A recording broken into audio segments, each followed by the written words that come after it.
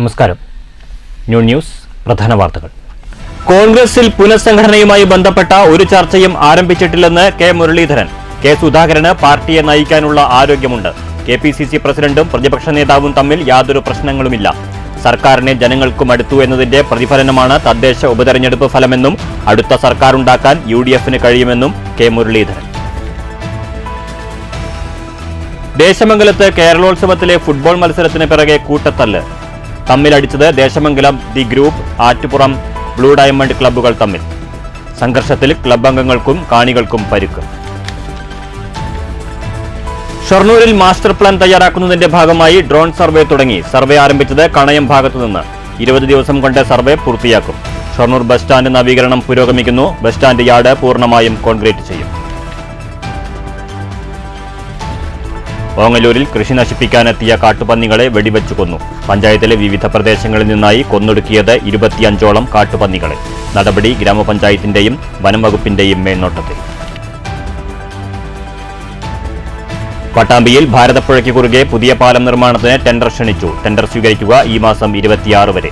പാലം നിർമ്മാണത്തിനായി ഭരണാനുമതിയായത് 52.5 കോടിയുടെ പദ്ധതിക്ക്. വാർത്തകൾ വിശദമായി.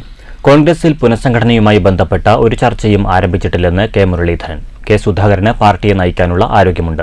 പ്രതിപക്ഷ നേതാവും KPCC പ്രസിഡന്റും തമ്മിൽ യാതൊരു പ്രശ്നങ്ങളുമില്ലെന്നും സർക്കാരിന്റെ ജനങ്ങൾക്ക് മടുത്തു എന്നതിന്റെ പ്രതിഫലനമാണ് തദ്ദേശ ഉപതെരഞ്ഞെടുപ്പ് ഫലമെന്നും അടുത്ത സർക്കാരുണ്ടാക്കാൻ UDFന് കഴിയുമെന്നും കെ മുരളീധരൻ പാലക്കാട്ട് പറഞ്ഞു. മാടായി കോളേജ് വിഷയത്തിൽ KPCC സബ് കമ്മിറ്റിയെ വച്ചിട്ടുണ്ടെന്ന് കെ മുരളീധരൻ പറഞ്ഞു. MP-ക്കെതിരായി പരസ്യമായി പ്രതികരിച്ചത് ശരിയായില്ല. അദ്ദേഹത്തിനെതിരായ പരസ്യമായ പ്രതിഷേധം ഒഴിവാക്കേണ്ടതായിരുന്നു. പ്രശ്നം പരിഹരിക്കുകയല്ല വേണ്ടത്. KPCC ഒരു സബ് കമ്മിറ്റിയെ വെച്ചിട്ടുണ്ട്. ആ സബ് കമ്മിറ്റി അന്വേഷിച്ച് വേണ്ട നടപടി ചെയ്യും. പക്ഷേ ഒരു MP-ക്കെതിരായിട്ട് പരസ്യമായി പ്രതികരിച്ചത് ശരിയായില്ല. കാരണം അദ്ദേഹത്തിന്റെ കോലം കത്തിക്കൽ, അതുപോലെ തന്നെ അദ്ദേഹത്തിനെതിരായിട്ടുള്ള പരസ്യമായിട്ട് മുദ്രാവാക്യം കൂടിയൊക്കെ ഒഴിവാക്കേണ്ടതായി. പക്ഷേ കേസിന്റെ അതിന്റെ മെറിറ്റിലേക്ക് ഞാൻ കടക്കുന്നില്ല. പക്ഷേ ഒരു ജനപ്രതിനിധിക്കെതിരായിട്ടുള്ള പരസ്യമായിട്ടുള്ള ഇത് ഒഴിവാക്കേണ്ടതായിരുന്നു. കോൺഗ്രസ് ഒറ്റക്കെട്ടായി പ്രവർത്തിച്ചാൽ ഗുണം ചെയ്യും. ഇപ്പോൾ നല്ല പ്രവർത്തനങ്ങൾ നടക്കുന്നുണ്ട്. ഇതുപോലെ പോയാൽ അടുത്ത സർക്കാർ ഉണ്ടാക്കാൻ UDFന് കഴിയുമെന്നും കെ മുരളീധരൻ ചൂണ്ടിക്കാട്ടി. പുനഃസംഘടന സംബന്ധിച്ച് ചർച്ച നടക്കുന്നില്ല. ചർച്ച നടക്കുന്നുണ്ടെങ്കിൽ എല്ലാവരും അറിയേണ്ടതാണ്. പുനഃസംഘടന വേണം, പക്ഷേ അത് എങ്ങനെ വേണമെന്ന് നേതൃത്വം തീരുമാനിക്കും. KPCC പ്രസിഡന്റിനെ നിലനിർത്തണമെന്ന താൽപ്പര്യമാണ് ഭൂരിഭാഗം ആളുകൾക്കുമുള്ളത്. യുവാക്കൾ നേതൃനിരയിലേക്ക് വരണം. അതേസമയം മുതിർന്നവരുടെ അനുഭവ സമ്പത്ത് പ്രയോജനപ്പെടുത്തുകയും വേണമെന്ന് മുരളീധരൻ പറഞ്ഞു. ഇന്നത്തെ പല നേതാക്കളും യുവാക്കളായി വന്നവരാണ്. പ്രായം ആയുസ് നോക്കിയല്ല തീരുമാനിക്കുന്നത്. മനസ്സ് ചെല്ലുന്നിടത്ത് ശരീരം ചെല്ലുന്നുണ്ടോ എന്നാണ് നോക്കേണ്ടത്. ഈ സർക്കാരിനെ ജനങ്ങൾക്ക് മടുത്തു. ഇതിനുദാഹരണമാണ് തദ്ദേശ തെരഞ്ഞെടുപ്പ് ഫലം. സന്ദീപ് വാര്യർ വിഷയത്തിൽ തന്നെ ശാസിച്ചു എന്ന് വാർത്തയുണ്ടായിരുന്നു. ഇത് എവിടെ നിന്ന് വന്നു എന്നറിയില്ല. സന്ദീപിനോട് ആദ്യം വിയോജിപ്പുണ്ടായിരുന്നു. അത് പറഞ്ഞു തീർത്തു. സന്ദീപ് പാർട്ടിയിലേക്ക് വന്നത് നിർണായക സമയത്താണ്. അദ്ദേഹത്തിന് നല്ല പരിഗണന നൽകണമെന്നും മുരളീധരൻ പറഞ്ഞു. പ്രതിപക്ഷ നേതാവും KPCC പ്രസിഡന്റും തമ്മിൽ യാതൊരു പ്രശ്നങ്ങളുമില്ല. പ്രതിപക്ഷ നേതാവിനെതിരായ ഒരു നീക്കങ്ങളും പാർട്ടിയിലില്ല. ചിലർ കോലിട്ട് കുത്താൻ ശ്രമിക്കുന്നുണ്ട്. അത് എല്ലാ കാലത്തും ഉള്ളതാണെന്നും മുരളീധരൻ ചൂണ്ടിക്കാട്ടി. അതോടൊപ്പം തന്നെ ലോക്കൽ ബോഡിയിൽ വളരെ നല്ല രീതിയിലുള്ള പ്രവർത്തനം കാഴ്ചവെക്കാനുള്ള പ്രവർത്തനങ്ങൾ ഇപ്പോൾ നടക്കുന്നുണ്ട്. മിഷൻ 25 അനുസരിച്ചിട്ടുള്ള പ്രവർത്തനം നടക്കുന്നുണ്ട്. എനിക്ക് ചാർജ് പാലക്കാട് ജില്ലയിലാണ്. അതുകൊണ്ട് തന്നെ ഇവിടെ പാലക്കാട് മുനിസിപ്പാലിറ്റി ഉൾപ്പെടെ പിടിച്ചെടുക്കുക എന്നുള്ളതാണ് UDFന്റെ നയം. പലരും KPCC പുനർസംഘടന ആവശ്യം ചർച്ച നടക്കുന്നില്ല. ഒന്ന് AICC ജനറൽ സെക്രട്ടറി തന്നെ ദീപാദാസ് മുൻഷിയനെ പറഞ്ഞിട്ടുണ്ട് ഒരു ചർച്ചയും നടക്കുന്നില്ല. അങ്ങനെ ചർച്ച നടക്കുകയാണെങ്കിൽ ഞങ്ങളൊക്കെ അറിയില്ല. അങ്ങനെ ചർച്ച നടക്കുന്നില്ല. അത് ആരുണ്ടാക്കിയത് അതേ എനിക്കറിഞ്ഞു. അനാവശ്യമായിട്ടുണ്ടാക്കിയ ഒരു വിവാദമാണ്. അങ്ങനത്തെ ഒരു പുനഃസംഘടന ഇല്ല. ചർച്ച നടക്കുന്നില്ല. എന്നാൽ പുനഃസംഘടന വേണം വേണ്ടെന്നൊന്നും ആരും പറയുന്നില്ല. പക്ഷെ അത് ഏത് രീതിയിൽ വേണം എന്നുള്ളതൊക്കെ ഒന്ന് താഴെത്തട്ടുള്ള പുനഃസംഘടനാ കാര്യം KPCC തീരുമാനിച്ചു. അതിന്റെ കമ്മിറ്റി ഇതുവരെ കമ്മിറ്റി ഫോം ചെയ്തിട്ടില്ല. 2, സംസ്ഥാനത്തെ മാറ്റമാണെങ്കിൽ അത് തീരുമാനിക്കേണ്ട ദേശീയ നേതൃത്വമാണ്. അതല്ലാതെ ഇവിടെ അങ്ങനത്തെ ഒരു ചർച്ചയും നടക്കുന്നില്ല. KPCC പ്രസിഡന്റിനെ നിലനിർത്തണം എന്നുള്ള അഭിപ്രായമാണ് ഭൂരിപക്ഷം എല്ലാവർക്കും. News bureau, Palakkad. Master plan തയ്യാറാക്കുന്നതിന്റെ ഭാഗമായി ഷൊർണൂർ നഗരസഭാ പരിധിയിൽ ഡ്രോൺ സർവേ ആരംഭിച്ചു. ഡ്രോൺ സർവേ നഗരസഭാ ചെയർമാൻ എം.കെ. ജയപ്രകാശ് ഉദ്ഘാടനം ചെയ്തു. ഷൊർണൂർ നഗരസഭയുടെ മാസ്റ്റർ പ്ലാൻ തയ്യാറാക്കുന്നതിന്റെ ഭാഗമായി GIS അധിഷ്ഠിത ഡാറ്റ തയ്യാറാക്കുന്നതിനാണ് ഡ്രോൺ സർവേ നടത്തുന്നത്. അമൃത് 2.0 സ്കീം പ്രകാരമാണ് പദ്ധതി. ഓരോ വാർഡിലും എത്ര കെട്ടിടങ്ങളുണ്ടെന്നും അനധികൃതമായി എന്തെങ്കിലും പ്രവൃത്തി നടക്കുന്നുണ്ടോ എന്നും റോഡുകൾ, കുളങ്ങൾ തുടങ്ങി എല്ലാവിധ കാര്യങ്ങളും ഡ്രോൺ സർവേയിൽ രേഖപ്പെടുത്തും. സർവേ പൂർത്തിയാക്കിയാലും പുതുതായി നഗരസഭാ പ്രദേശത്ത് കെട്ടിടവും മറ്റും വന്നാൽ അത് രേഖപ്പെടുത്താൻ തരത്തിലാണ് സർവേ. നിലവിൽ ഷൊർണൂർ നഗരസഭയിലെ 33 വാർഡുകളിലും സമീപ പഞ്ചായത്തുകളിലുമായി 93 ചതുരശ്ര കിലോമീറ്റർ വിസ്തൃതിയിലാണ് സർവേ നടത്തുന്നത്. വ്യാഴാഴ്ച കണയം ഭാഗത്തു നിന്നാണ് സർവേ ആരംഭിച്ചത്. 100 ഗ്രിഡുകളാക്കി തിരിച്ചാണ് സർവേ. ഒരു ദിവസം 5 ഗ്രിഡിലായി 20 ദിവസത്തിനുള്ളിൽ സർവേ നടത്താനാണ് തീരുമാനം. സർവേ ഓഫ് ഇന്ത്യയുടെ നേതൃത്വത്തിൽ ഡൽഹി ആസ്ഥാനമായി പ്രവർത്തിക്കുന്ന സ്വകാര്യ കമ്പനിയാണ് ഡ്രോൺ സർവേ നടത്തുന്നത്. ജില്ലയിൽ ഒറ്റപ്പാലം, ഷൊർണൂർ നഗരസഭകളിലാണ് ഇത്തരത്തിലുള്ള സർവേ. ആദ്യഘട്ടം ഷൊർണൂർ നഗരസഭയിൽ ഡ്രോൺ സർവേ പൂർത്തിയാക്കാനാണ് തീരുമാനം. സർവേ നഗരസഭാ ചെയർമാൻ എം.കെ. ജയപ്രകാശ് ഉദ്ഘാടനം ചെയ്തു. ഏതാണ്ട് 1 മാസക്കാലം നീണ്ടു നിൽക്കുന്ന സർവേയാണ് നമ്മുടെ മുനിസിപ്പാലിറ്റിയിൽ നടത്തുന്നത്. ആ ഡ്രോൺ സർവേ നമ്മുടെ നഗരസഭയുടെ ഓരോ പ്രദേശത്തുമുള്ള കെട്ടിടങ്ങൾ, അവയുടെ വലുപ്പം, അവയുടെ വിസ്തീർണം, അത് നമ്പറുള്ളതാണോ നമ്പറില്ലാത്തതാണോ, റോഡുകൾ, അതുപോലെ പാലങ്ങൾ, ഇങ്ങനെ തുടങ്ങിയിട്ടുള്ള ഒരു നഗരത്തിൻ്റെ എല്ലാ വിശദമായിട്ടുള്ള വിവരങ്ങളുമാണ് ഡ്രോൺ സർവേയിലൂടെ എടുക്കാൻ വേണ്ടി പോകും. ഇവിടെ നഗരസഭയിൽ മാത്രമല്ല, നഗരസഭയുടെ തൊട്ട് അയൽ പഞ്ചായത്തുകളായിട്ടുള്ള ഒങ്ങല്ലൂര്, അതുപോലെ മാനിയംകുളം, ഇതുകൊണ്ട് ലക്കിടി വരെയുള്ള പഞ്ചായത്തുകളുൾപ്പെടെ, അനങ്ങൻ്റെ പഞ്ചായത്ത് ഉൾപ്പെടെ, അതിൻ്റെ അതിർത്തി പ്രദേശങ്ങൾ ഉൾപ്പെടെ ഈ സർവേയുടെ ഭാഗമായിട്ട് വരുന്നത്. ഈ സർവേയുടെ ഭാഗമായി ഭാവിയിൽ ഇതിൻ്റെ ഫണ്ടിങ് എല്ലാം സർവേ പൂർത്തിയാകുന്നതിൻ്റെ അനുസരിച്ചും അതിനകത്തുള്ള ആവശ്യകത വെച്ചുകൊണ്ടൊക്കെയാണ്. Deputy chairperson P. സിന്ധു അധ്യക്ഷത വഹിച്ചു. Deputy town planner Vishnu Nandakumar പദ്ധതി വിശദീകരിച്ചു. സ്റ്റാൻഡിംഗ് കമ്മിറ്റി ചെയർമാൻമാരായ SG Mukundan, P. Jisha, KM Lakshmanan, നഗരസഭാ സെക്രട്ടറി PS രാജേഷ് എന്നിവർ സംസാരിച്ചു. News centre, Shoranur. ഫുട്ബോൾ മത്സരം പൂർത്തിയായതിനു പിറകെ ദേശമംഗലത്ത് കൂട്ടത്തല്ല്. പഞ്ചായത്ത് കേരളോത്സവത്തിലെ ഫുട്ബോൾ മത്സരത്തിനു പിന്നാലെയാണ് ഇരുവിഭാഗങ്ങൾ തമ്മിലടിച്ചത്. സംഭവത്തിൽ നിരവധി പേർക്ക് പരിക്കേറ്റു. ദ ഗ്രൂപ്പ് ദേശമംഗലവും ആറ്റുപുറം ബ്ലൂ ഡയമണ്ട് ക്ലബ്ബും തമ്മിൽ നടന്ന മത്സരത്തിന് പിറകെയാണ് സംഘർഷമുണ്ടായത്.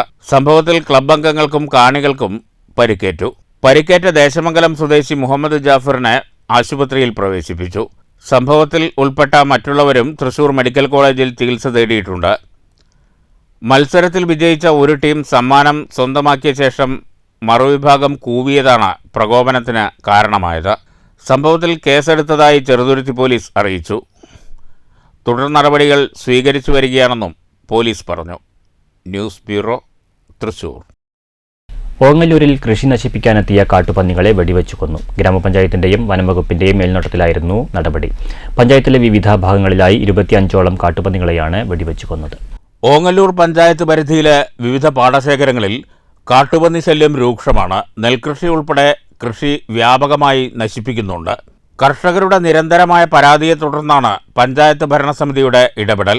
വനം വകുപ്പുമായി സഹകരിച്ചാണ് പന്നികളെ വെടിവെച്ചു കൊല്ലാൻ ആവശ്യമായ നടപടികൾ പഞ്ചായത്ത് അധികൃതർ സ്വീകരിച്ചത്.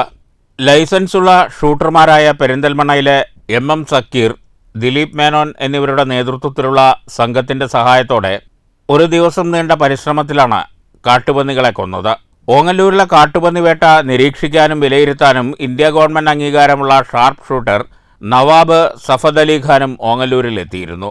തുടർന്നും പന്നിശല്യമുണ്ടാവുകയാണെങ്കിൽ കൃഷിനാശമുണ്ടാക്കുന്ന പന്നികളെ കൊല്ലാനാവശ്യമായ നടപടികളുമായി മുന്നോട്ടു പോകാനാണ് പഞ്ചായത്തിന്റെ തീരുമാനമെന്ന് വൈസ് പ്രസിഡന്റ് TP രജീഷ് പറഞ്ഞു.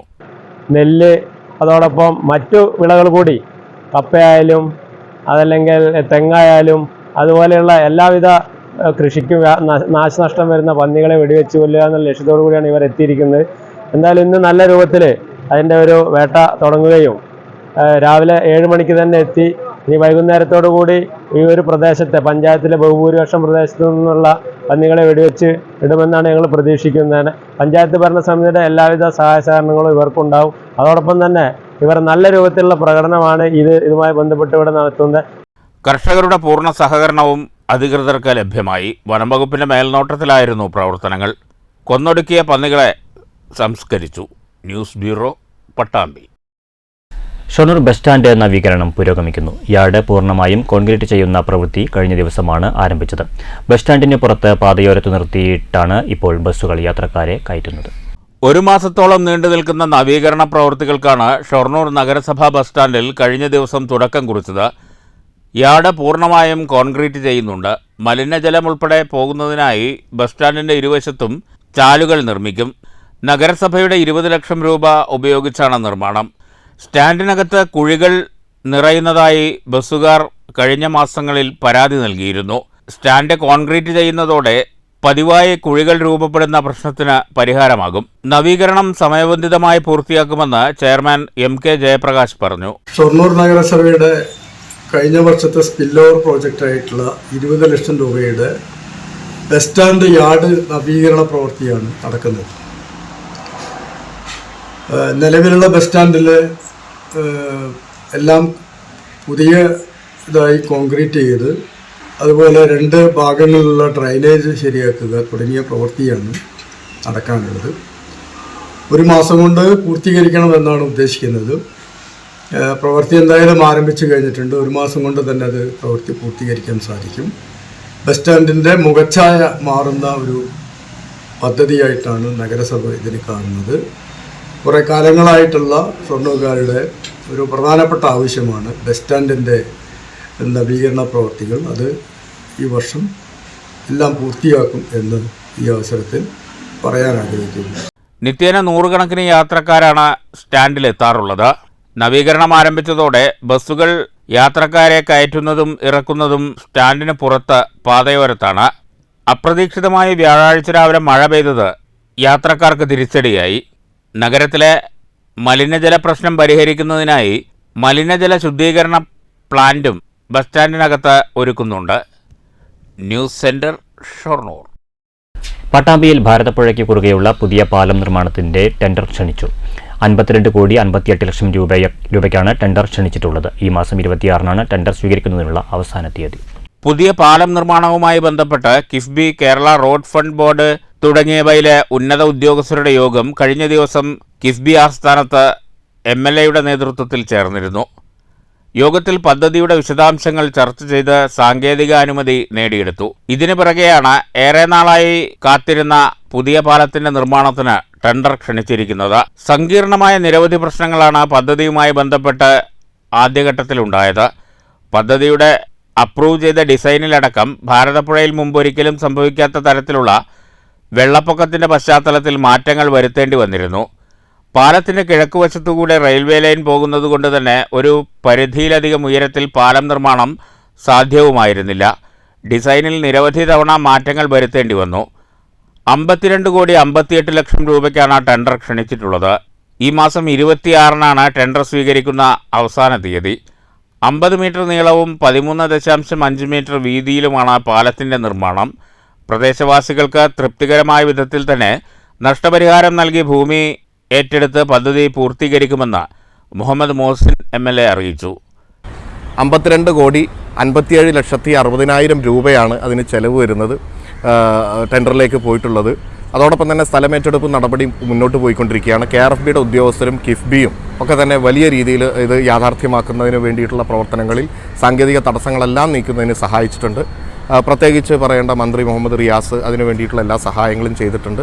തൃത്താല MLA കൂടിയായിട്ടുള്ള മന്ത്രി MP രാജേഷ് അടക്കമുള്ളവർ ഇതിൻ്റെ ഭാഗമായിട്ടുള്ള പ്രവർത്തനങ്ങളിൽ സഹായിച്ചിട്ടുണ്ട്. എന്തായിരുന്നാലും പട്ടാമ്പി പാലം എന്ന സ്വപ്നം അത് യാഥാർത്ഥ്യമാക്കാനുള്ള പ്രവർത്തനങ്ങളുമായി മുന്നോട്ട് പോവുകയാണ്.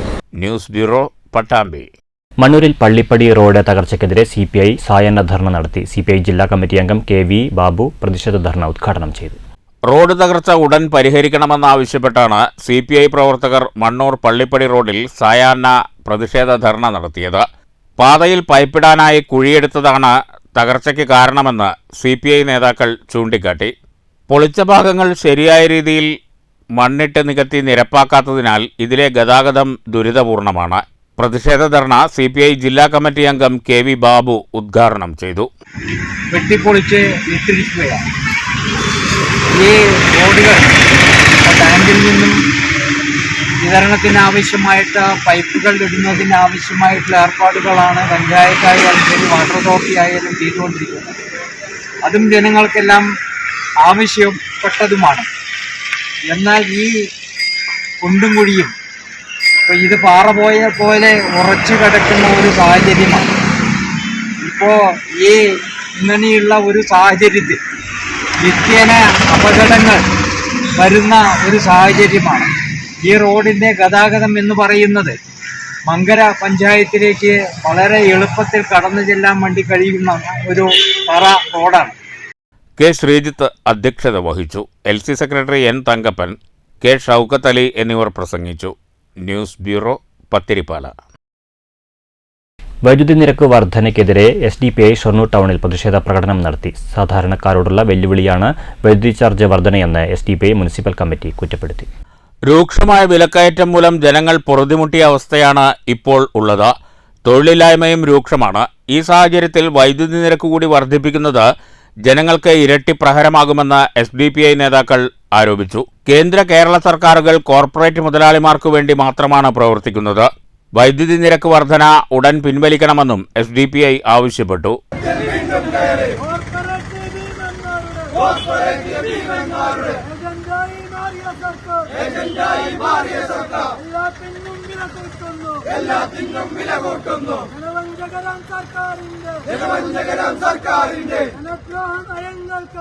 മണ്ഡലം secretary Siddique Shoranur, municipal president TM Mustafa, secretary Shakeer Kallingal, joint secretary Yasir Mattumal എന്നിവർ നേതൃത്വം നൽകി.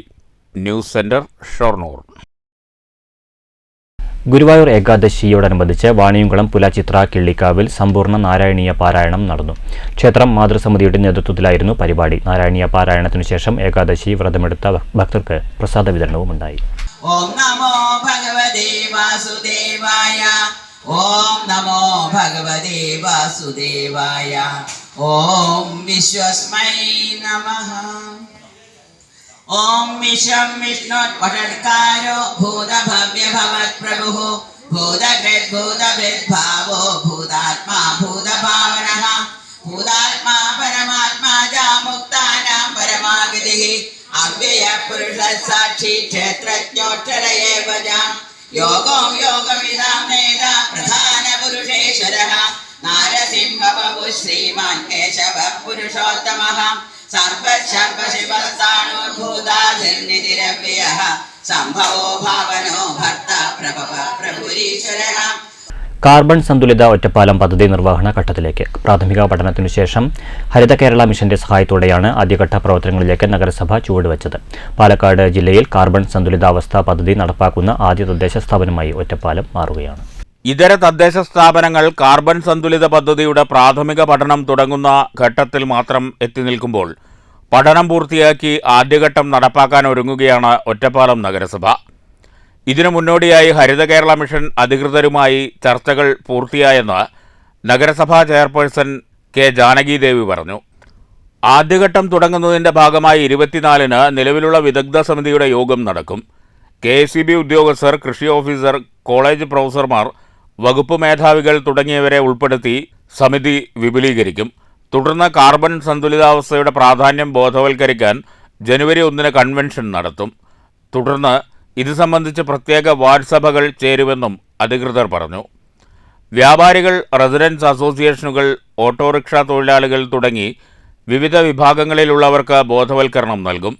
വൈദ്യുതി ഉപയോഗം കുറയ്ക്കൽ, മാലിന്യ സംസ്കരണം, തരിശുരഹിത നഗരം, പച്ചത്തുരുത്ത് നിർമ്മിക്കൽ തുടങ്ങിയ പദ്ധതികളാണ് നടപ്പാക്കുന്നത്.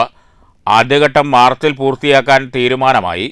പ്രാഥമിക പഠനത്തിൽ ഒറ്റപ്പാലം നഗരസഭാ പരിധിയിൽ 50,974 ടൺ കാർബൺ പുറംതള്ളിയെന്നായിരുന്നു കണ്ടെത്തിയത്. എനർജി ഓഡിറ്റ് നടത്തി നമ്മുടെ ഓഫീസുകൾ ഉൾപ്പെടെയുള്ള സ്ഥലങ്ങളിൽ എനർജിയുടെ ഉപയോഗം കുറയ്ക്കാൻ ആവശ്യമായിട്ടുള്ള പ്രവർത്തനങ്ങൾ, ഗ്രീൻ പ്രോട്ടോകോൾ നടപ്പാക്കുന്നതിന് വേണ്ടിയിട്ടുള്ള പ്രവർത്തനങ്ങൾ, മാലിന്യ സംസ്കരണത്തിൽ ഈ പ്രവർത്തനത്തിന്റെ ഭാഗമായിട്ട് നിരവധി പ്രവർത്തനങ്ങൾ നടത്തി കഴിഞ്ഞു. എല്ലാ വീടുകളിലേക്കും 2600 ബയോബിന്നുകൾ ഇപ്പോൾ കൊടുത്തു കഴിഞ്ഞു. അതിന്റെ പ്രവർത്തനങ്ങൾ വിലയിരുത്താൻ ഒരു തുടർ പ്രക്രിയ ഈ ഹരിതകർമ്മസേന അംഗങ്ങളെ വെച്ചുകൊണ്ട് യുവക്കളും ഉൾപ്പെടെ രണ്ടാമത് ആവശ്യമുള്ള ആളുകൾക്ക് കൊടുക്കാൻ ആവശ്യമായിട്ടുള്ള പ്രവർത്തനം അതുൾപ്പെടെ നഗരസഭ നടത്തിക്കൊണ്ടിരിക്കുക. അപ്പോൾ പൂർണ്ണമായും ഈ കാർബൺ സന്തുലിത ഒറ്റപ്പാലം എന്നുള്ളത് കഴിഞ്ഞ ബഡ്ജറ്റിൽ നമ്മൾ ഉദ്ദേശിച്ച പദ്ധതിയാണ്.